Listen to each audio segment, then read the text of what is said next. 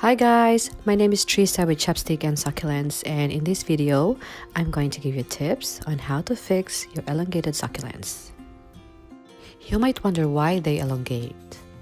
They elongate because they do not receive enough sunlight. And this is common when the succulents are grown indoors or placed in the shade. As they search for sunlight, they can grow taller and longer, and they can even turn and bend toward the source of the light.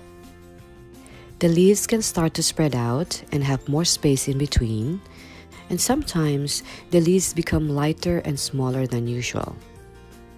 Lack of enough sunlight can cause the succulents to revert back to green or lose their bright colors.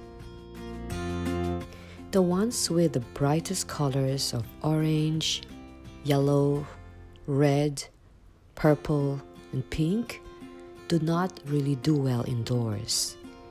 In fact, they are the fastest to elongate. Because colorful ones require more bright, direct sunlight than what indoors can offer. The bad news is that once they elongate, you cannot revert them back to their usual shape no matter how much sunlight you provide. The good news is that the colors can revert back from green to colorful ones with enough sunlight. But the best news is that you can start propagating using your elongated succulents, and you can propagate faster in 4 different ways. You can propagate from the well-rooted ones, from the stems, from the leaves, and from the rosette on top. And that's what I'm going to share with you today. So, let's begin. Start by beheading or cutting the top part of your succulents or the rosette.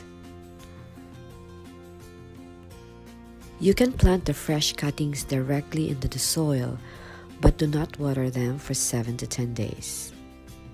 Do not expose them to direct sunlight at this time also, because they are not yet stable, so they can easily get sunburned or they can dry up even before producing their own roots. Use a container with a hole and a well-draining soil if you want to avoid overwatering them, which can easily kill the succulents, and at the same time, water only when the soil is completely dry. Another way to propagate is through their leaves. To remove them, simply wiggle them from side to side until it snaps from the stem, and make sure that the end that is connected to the stem is intact, because that's where the new babies are going to grow. You air dry them for 3 to 5 days or until the tip is calloused. Then you can lay them flat on the soil and keep them moist by misting them every day or every other day.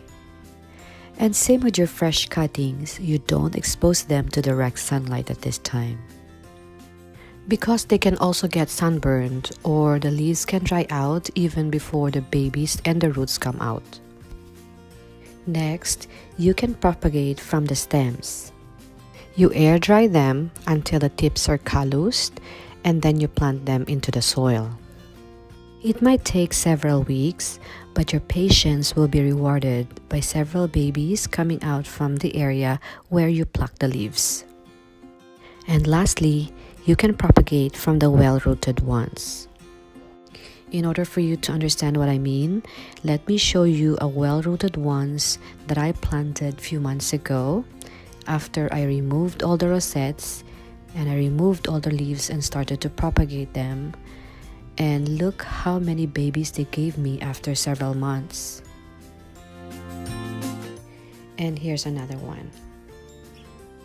And these are the reasons why I multiplied my collections rapidly without spending a lot of money. I really hope you learned a lot from this tutorial. And if you want to learn more, please don't forget to subscribe. Bye!